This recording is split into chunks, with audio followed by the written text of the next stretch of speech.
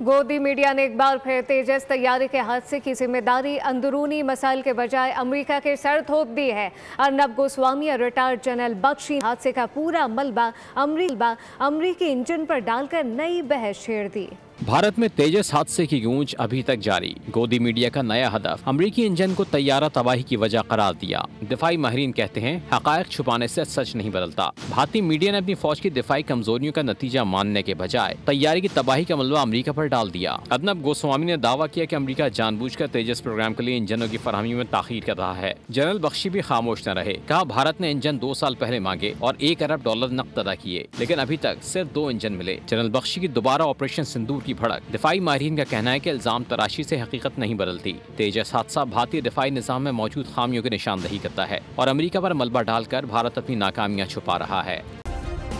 Subscribe करें और bell दबाएं ताकि कोई खबर रह न जाए।